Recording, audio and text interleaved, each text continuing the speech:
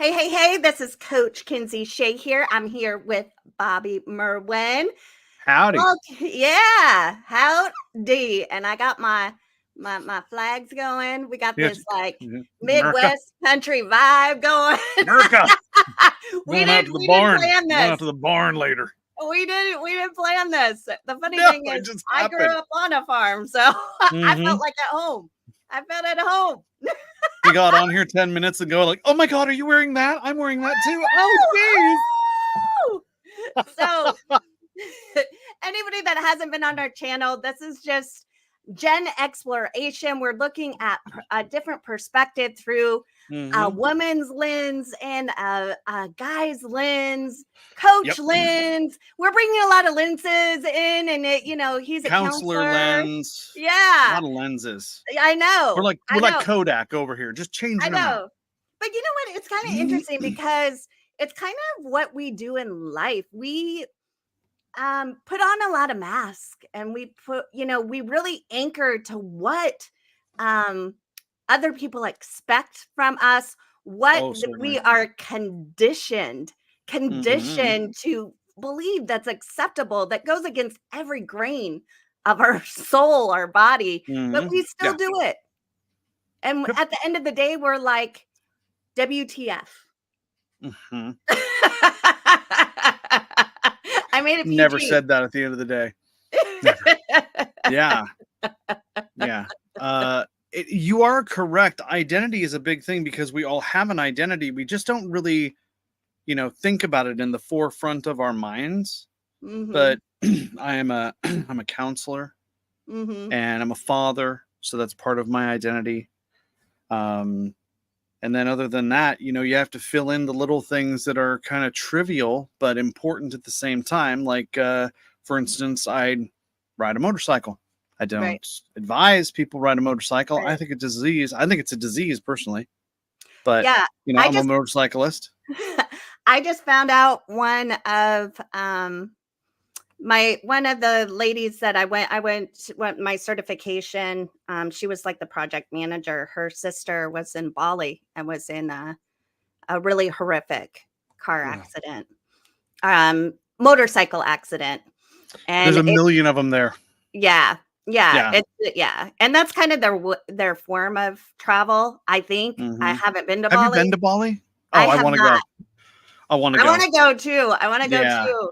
But when I heard about it, I felt it in my soul because of my car accident. It's just, the thing is quite often, because of our circumstances, we can quite often project or have triggers in regards to what happens in the world, especially, this last week, with I don't want to really get into the whole assassination thing, and enough people are talking about it, but it can produce a trigger. That's my point of bringing it up. Yeah, it can. And we quite often, because it's comfortable, we really anchor to our identity, our false identity of what we're supposed to be. And a question is what is that identity, that comfort zone, that state? What is it costing you? What is your identity costing you? And, it's like the trope of like all these shows, right? Where, he's going through a midlife crisis and it's like a bad thing. Let's reframe that, because it's an irritation. It's a rub. It's an invitation to grow. It is. That's pure and simple. Okay, so for the benefit of the audience, because we want to keep them on the same page, right? When you say that your identity, what is it costing you? Can you elaborate a little bit more on that? Like, is there a part of your being that you're not being proper? I mean, where is it costing? Help them. Costing. Many people anchor to their identity, and their identity is solely belief on the values of their parents, what they were programmed with, 0 to 7, what region they're in. So the whole purpose of this podcast is to open your eyes to new perspective, because once we open our eyes, you being you is not a cost, but your false beliefs, your limiting beliefs. Well, my therapist would tell you different. What do you mean? I'm joking. I'm like, what do you mean? He said, you being you is not a cost. I'm like, oh, no. My therapist would tell you a lot different. Bobby, you got to change. You got to make some changes here. I would say that if you're consistently gravitating towards being comfortable and avoiding change, that identity is going to cost you in the long run. Very well said. Yes, that's what I was looking for. That's a peach right there. Yeah. That's what I was looking for. Yeah. Because a lot of people were going, identity. Like, what kind of jeans I wear? Like, what kind of music I listen to? No. Huh? No. What does she mean, identity? Yeah, you're you said contentment, right? Mm-hmm. Yeah, good word. I use that probably every day in my practice somewhere. Because your level of contentment needs to be in a kind of a small dynamic area. Okay. Being content is nice because there's a comfort that comes with that. Right. We live in a first world country. We're all very fortunate people. Right. But I don't want to be, like in a Maytag box, having a hot dog from 7-Eleven and thinking, oh, I'm content with this. Right. I don't need to live in Mar-a-Lago. Wouldn't hate it, but it's not what I need. But we need to find that area that says, am I where I am supposed to be? And then I can, hit cruise control from there and be content, because pushing all the time is just going to drive us nuts. It just does nothing but put stress on us.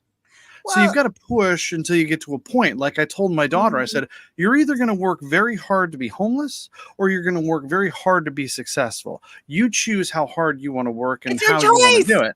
It's your choice. It's your choice. News at 11. The choice of your life is yours. News at 11. It is the choice. Door number 1 or door number 2.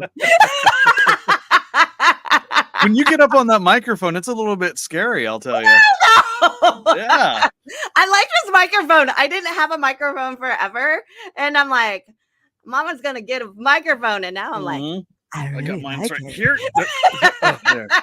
There. I let it hide my double chin. There, I'm going to put that right there. I'll go like this. Now you can't see it. Now you cannot see it. Well, you know me. I've spent so much time in front of a microphone because of all the things that I do. Yeah. So, but well, I don't know how people live without a microphone. Oh, I know. Well, I mean, I'm not, I've used plenty when on my speaking gigs, but this is in my home. No, I haven't really. I use my handy dandy computer microphone. Mr. MacBoy was my, yeah, the Mac microphone. Yeah, the one that's about as big as a booger. I know. Yeah, that one. No, yeah. I have that. I had the big Yeti. Blue. Yeah, the Yeti Blue. Yep, that's right. That's actually that's a good down USB microphone. A whole rabbit with the blue phallic looking. Yes, exactly. I'm gonna get you a different windsock for that. It's gonna look a lot different. We'll have that on a show one day. Protection. It needs protection. We're just gonna point the microphone right at the camera. Oh, look at that! It looks a little phallic. Yeah. Okay, so off topic. Identity and yeah. Jesus, it's a big penis coming at me. Stop it! I know. I need to stop playing with my mic. Wow, God, I'm so glad we don't edit these. We're gonna go. So glad we don't edit these. It's awesome. I know we don't. Really good. This is what you get, my friends. Yep, this is how it's gonna be. So, I mean, wow. That is why we do this. I mean, personal development and growth and whatever. It's all about having fun. Yes, we touch our pain. Yes, we move through our pain, but you can have an intention to embrace it and just have fun and have levity in it. That is how I got through my 22 surgeries. If I was like, oh my God, this is doom and gloom, just whatever, you know what I mean? I would have never made it through. I wouldn't Mm-hmm. have. So whatever situation you're going through, if you're going, I mean, there's different types of identity crisis. You can have one after abuse, whether it be emotional or physical. You can have it when you change jobs. You can have it when you move. Mm-hmm. You can have it, midlife, all these different things. I think I Mm-hmm. said midlife twice, but I think that's the one most people identify Right. with, because when you get to the point of midlife, you're like, oh crap. I mean, I'm at the halfway Mm-hmm. point, you know, Mm-hmm. and what am I going to do? I mean, and then we believe we're at the Mm, halfway point because hopefully we right. have another, 35 years to go. So I have a question then. So talking about identity and having that be, um, having situations become your identity, for a while, your identity was Kinsey in the hospital every fucking day, Yeah, trying to get over to the next day, trying right. to stay sane, trying not to have those negative thoughts, those intrusive thoughts. And you have people that were good to you in the Mhm. staff and the people in your life that were helping you get to the place that you needed to get to. But for a while, your identity was Kinsey in the hospital. Right. And what happened is that you worked through that and then created a new identity because what? You didn't want to keep that identity. Well, I think the important thing is that we have identity shifts quite often throughout our whole life. When I went to college, I had an identity because I was on my own. I got married, Uh huh. then I had to shift an identity with that. Right. I moved halfway across the United States. I had an identity with that.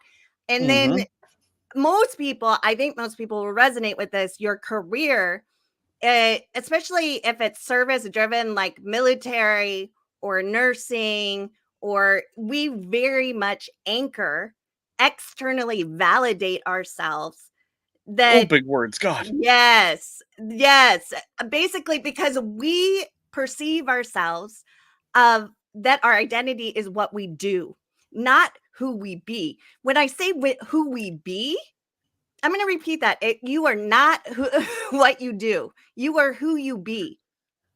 I ain't Mean who I be. All right. because well, most people, they don't even know their core values.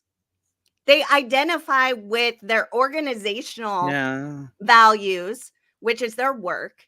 And Okay. most often your work values do not translate into your relationship So what I'm sector of hearing life. is that they unintentionally substitute their external Mhm. being and Right. values, like their work values, like Mhm. way back in the day, even before Gen X. I mean, there wasn't really anything before Gen X, but whatever. But let's play the game. Something before Gen X, some baby boomers or some shit.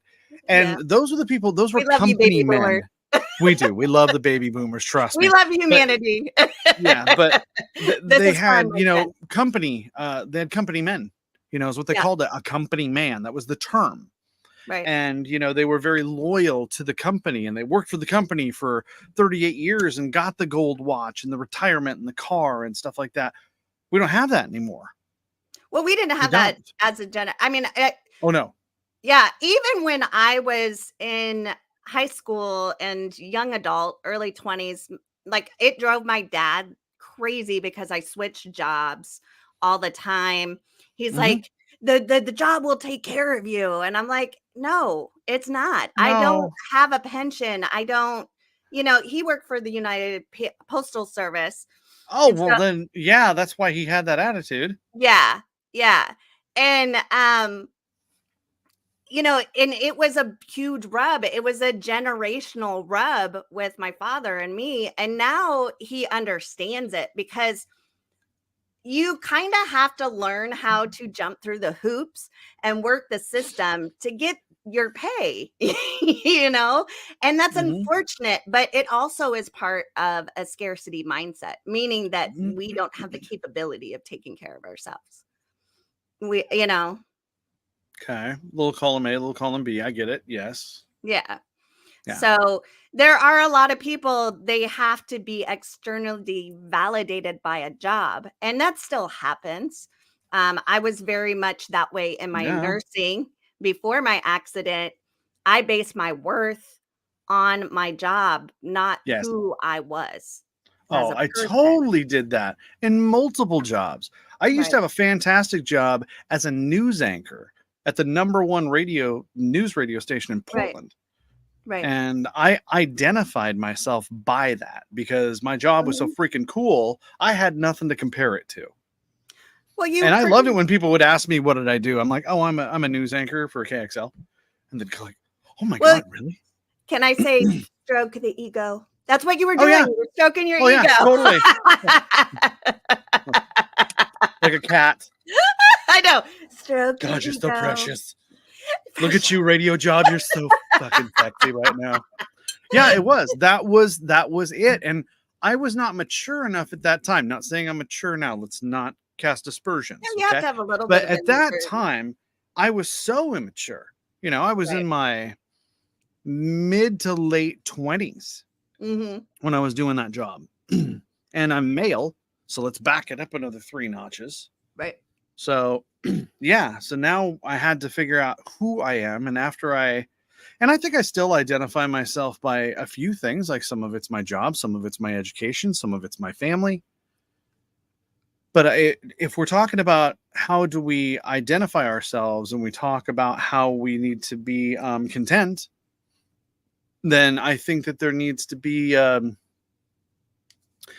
bit of a cornucopia of things, not just one thing. Well, the thing is we all wear many hats.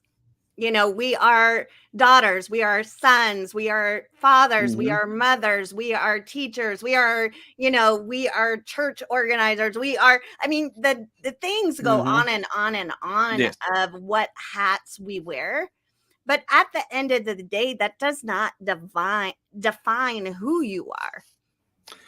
Your values and your boundaries and your self-esteem value who you are.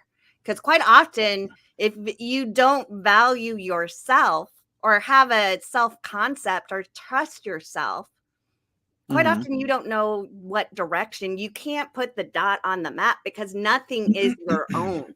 Nothing. And so it's like the circle of death on your phone when you put the GPS coordinates in.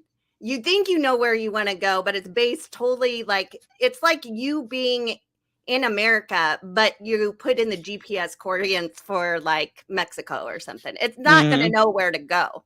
So if you're taking Mexico's other people's values, so you aren't centered, you're not grounded where you are at. Right. No, I hear you. And I like the analogy of the whole, pull up the GPS and you get the circle of death, because nobody pulls up a GPS and goes, gosh, I hope this takes 4 minutes to load. That would be great. Because I'm not moving down the road wishing I knew whether to turn right or left, because none of us can do the GPS more than 5% of the time ahead of time. It's always in the car. You get to a light. Okay, I don't know where I'm going. Put that in. It just spins. You're like, yeah, and that's a good analogy, and that's a good way to reference that, because there's a mixture of it. There's a mixture of what you want to identify with and as. Identifying just as if you're a gymnast and you just identify as a gymnast. That's not you. There is core and internal values that you have that you can also express of who you are. Could be religiously, could be politically, could be about your family, could be about where you grew up in your family. I was 3 of 5, okay, that's an identity there. That's a place to identify. So, but going backwards from that, just identifying in the abuse, because I think you said something about abuse earlier. That's where we want to take the people that are on the far side here and the far side here and move them a little bit more towards the center of, we need to minus some of that abuse thought that we have. You're never going to forget it completely, but you don't have to let it rent space in your head. Just because you're the president of some company and you make $1.2 million a year, that is not who you are. That's what you do and what you make. What you are is something different. It's having awareness But that doesn't mean you have to jump in the cesspool of it. It's you know what I mean? You can have awareness of the cesspool, but you don't have to jump in. You know, it's very Oftentimes when I see a cesspool, I think to myself, gosh, I wonder what that'd be like to jump in. But most often people jump in because that is what they know. That is what they know. It's comfortable. We're going full circle. It's what you're comfortable with. So sometimes when you get that rub, you get that irritation, it's an invitation to say yes to yourself, my friends, to say yes. Look, it's pain, suffering, and alcoholism. Yay! And I mean, we're laughing not at people. We're laughing because it's the human condition. You know, That is it. That's why I'm doing that like that. Yeah. I'm taking the piss out of it. Yeah, because I know that there's probably people that got triggered by that. And that's your invitation. It is. Welcome. Yeah. Hi, I'm Bobby. Congratulations. Kinsey. We're going to invite you to take another look at some shit. Right. Because that's what we're doing and that's why we're here. Right. So there's that. Whenever I get irritated, I know that it's an invitation to investigate. It's an invitation to grow because there's something. It's usually not the event that you're going through. It's the shit that is built up over time that you have not dealt with. It's just coming to a head like a big juicy zit that's ready to pop and get out. Pop it. Right. Get it out. There's an isolation point right there. Big juicy zit. I know. Everybody can relate to that. I would say 99.9% of people can. I knew one person that never had a zit in their life, and I'm like, "Who are you?" I mean, I celebrate you, but damn. that would be quite the anomaly. Somebody that's never had a zit. That'd be wow. Let's see. We've got cesspools, big juicy zits, pain, alcoholism. Welcome to the show of positivity. I'm Bobby. This is Kinsey. We're going to talk about things that you really want to talk about in your life. We're just giving very graphic metaphors so that you can really all about the metaphors. Yeah, love the metaphors. Speaking of which, I think we should throw in a meme. You did it.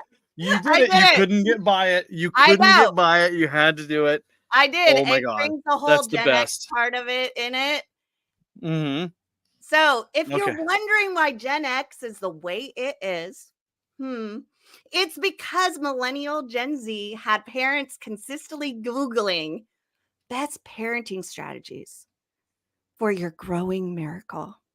And ours were like, you can play with the knife in your room, but please don't smoke the weed in the kitchen. Please don't drink the beer, Don't get sick. You can drink the beer, but I want to know what Gen X kid had parents that had pot, because they must have had some money, because back then that was money.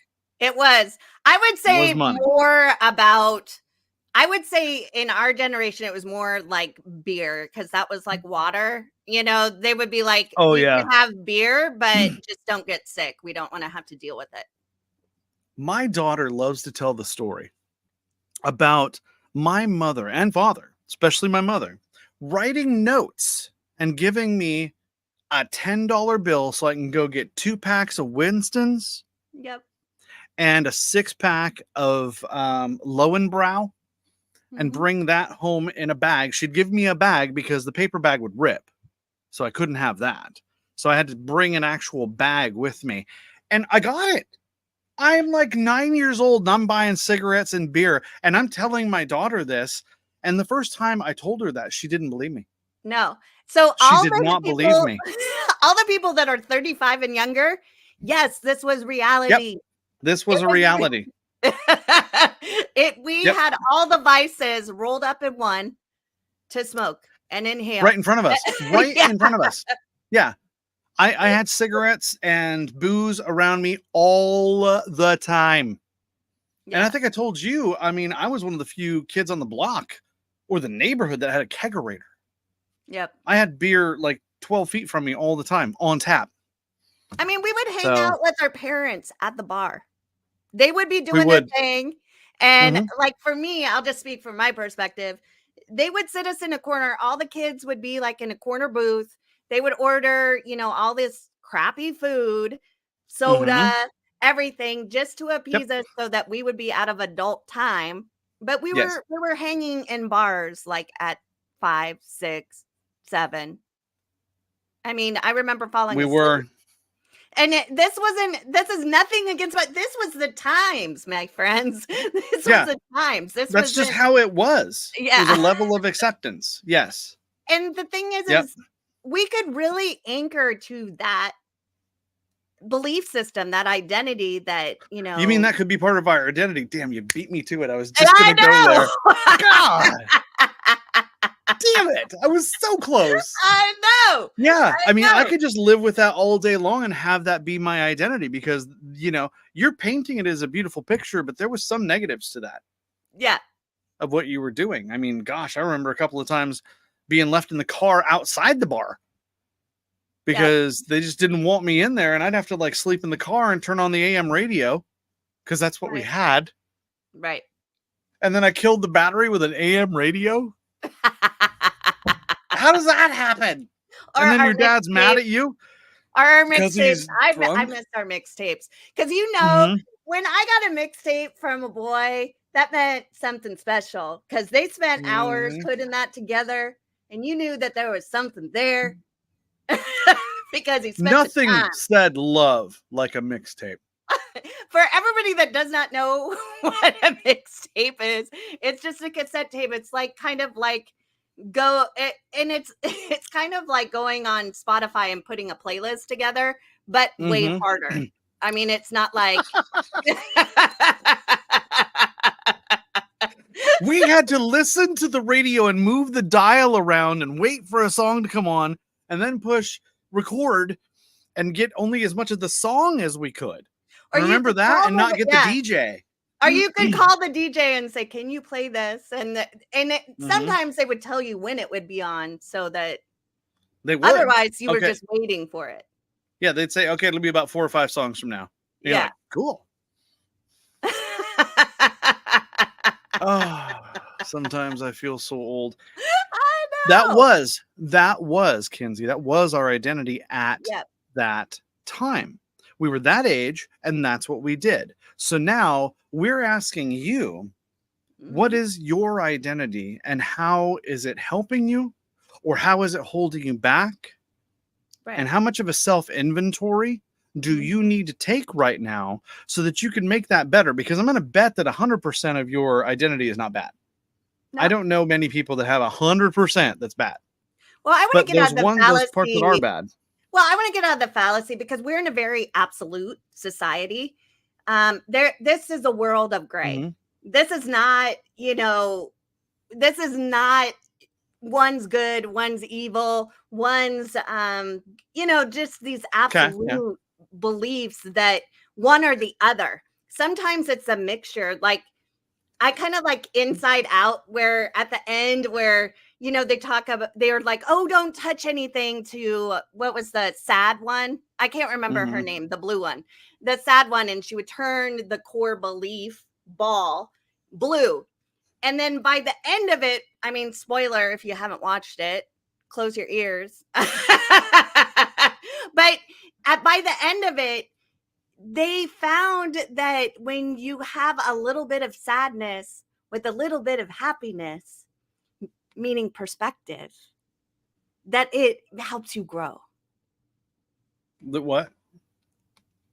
What was the P word? I'm sorry. Perspective. Oh, perspective. And that's why we do these, my friends, perspective, because it's easy to be in your region. And Mhm. most often, I can tell you, I mean, when I go back to Nebraska, quite often everybody has the same mindset. They do their 9 to Mhm. 5. Some of them still have the same version of the same car, the same job, the whatever, and their same belief systems that were indoctrinated by their parents too. You know, that's why I love this, Mhm. because you can see somebody in Britain, you can see somebody in Australia, you can see somebody in Canada, and get a lot of perspective and realize, this is a one way of thinking, but Mhm. it doesn't serve me anymore. It Right. doesn't serve me. And that's okay. It's Mhm. okay. That doesn't mean something's wrong with you. It just It's means okay to that, have that realization. Yeah. yeah, yeah, Mhm. it's a blessing. I mean, sometimes you don't need a bitch slap like mine with my car accident to get, Mhm. pivoted out of that belief system, you Mhm. know? Sometimes And it's just that inside you're like, there's something more. There's something mhm. more I can do. When you get that itch inside that, what am I doing in life? How am Mhm. I going to go forward? I can't see myself doing this forever. Oh I'm not God. happy. I don't know how many times you've gone through that, but I've gone through it many Many, times. And many. I love how you came full circle with that, because you just called your accident stuff, let's just, put it in stuff, a bitch slap. Yep. When you were going through that, wasn't a bitch slap. Was not.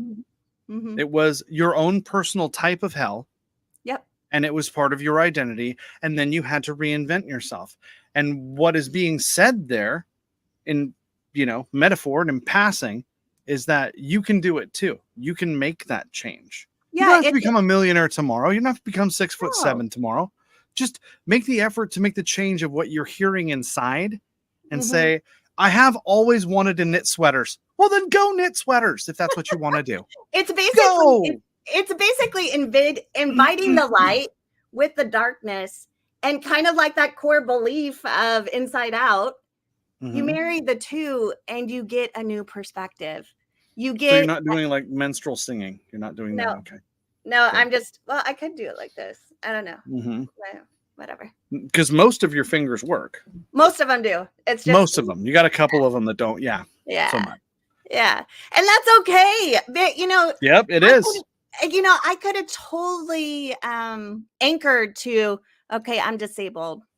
My Mhm. my lot in life is I'm just going to get my, SSDI check, and I'm going to stay at home, and I'm just going Yeah. to marinate in the cesspool. There's nothing wrong with We are the SSDI. cesspool. There's nothing wrong with that. I'm talking about your mindset. Please don't get that twisted. Please. Right, right, Because right. I was on EBT, I was on SSDI, I was, that they are there to help you in your time of need. Now, Yes. the thing is most people identify as that is who they are. Mm-hmm. And that is not who you are. You are much more than that. You Yes. I, I just had this conversation with a yeah, client 3 hours ago right. I who have is on SSDI. And I said, if you want to identify like that for the rest of your life, that is your choice. You can make the choice to do a different identification. So yes, I'm with you. It just hit me really hard when you said that. Pardon me. right. Right. Okay. Well, that's a good show. It I is. liked it. I It like is. it. It's good. So, if you're out there, whoever's listening, just know that it is okay to change. It is okay to Mhm. have that irritation. It's okay to realize that things from your past don't serve you anymore. That's part of growth. Mhm. So, if there's anything that you have questions about, please leave. I really enjoy the question sessions. Yes, I do Because too. I love interacting with our viewers. It for Mhm. me, that gives me such joy and love. And the people that we answer their questions, I would like to get your feedback on Mhm. what we talked about. This is a dialogue, not a monologue. And Mhm. just, everybody like, subscribe, do all that fun jazz, so you get notified when we come on. Our time is Thursdays at 8 p.m. Eastern, 5 Pacific Standard Time. But just know that if you have that irritation, it's an invitation, and it's okay. it's okay. And it's just, I'm going to make that as a bumper sticker. yeah, just give yourself permission to go on the journey of self-discovery. Because quite often we keep ourselves stuck in what we know instead of expanding on what we don't know to grow. So, wow, that was a fantastic mouthful. Especially the whole, the irritation is an invitation. That's not a joke. Because as you're saying that, there has to be somebody out there that's feeling that and saying to themselves, yeah, I've always wanted to have a pet store. So go have a pet store. Yeah. You might start out with 2 chameleons and a canary, but you're doing it. Go. I know. I had somebody, just recently go, Kinsey, I just really like your content, keep doing you and all this stuff. He goes, I would really like to start a business someday. And I go, what's stopping you? He goes, I don't know where to start. I go, I have a solution. Just start and learn. Yeah. Just start and learn and do you something. Think I knew? Every morning I wake up, I'm like, I don't know where this is going to go, but I'm going to try. And it's really hard to do. It is. Let's not take the piss, okay? It is. It's really, really hard to do. We're making a joke out of it to have but it's not a joke. We're making it so it's more palpable, so you don't feel like we're speaking at you. We really want you to be engaged, and some laughter is a huge healing. It releases so much serotonin. I laughed. I mean, I would, after my car accident, my brain still thought of my hand working. So I would grab stuff and I would break stuff all the time. And I did Oopa moments. I'm like, Oopa! I mean, you just have to laugh at yourself and have fun.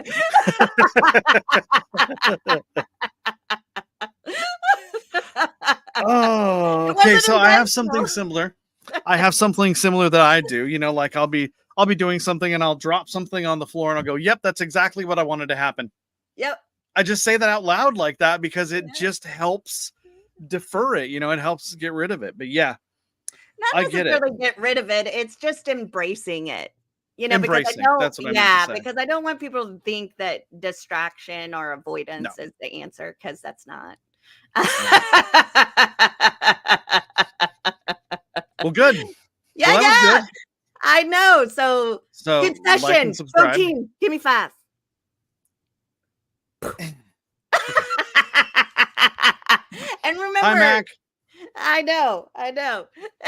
Just to, just have fun with your life and embrace change, and really try to not to anchor to your past identities, because it will keep you stuck in your current reality, and your future self, your envisioned self. You won't see it because you're too busy looking in the rearview mirror. You're anchored to that. You can't move forward holding on to a big old bag of shit from your past. I see you like my metaphors. I do. I brought it in. Did you see that? Yeah, look at that. I'm so cool. All right, you guys. So it's been wonderful. Put your suggestions down, your questions, comments, subscribe, do all that fun jazz. If you found value, if you're watching this, please, it helps, the channel, it helps the podcast, and we're doing this, just from our hearts, because it's needed in this season. We get to learn and give at the same time. Learn and give, baby. Yeah. Learn and give. All right. On that, we're gonna close it up. So we will see you all guys next week. Have a blessed week and weekend, and be safe. Light, love, and gratitude. Live in your passion. Live in your purpose, because there's possibilities all around you. See you next time. All right. Bye. Bye.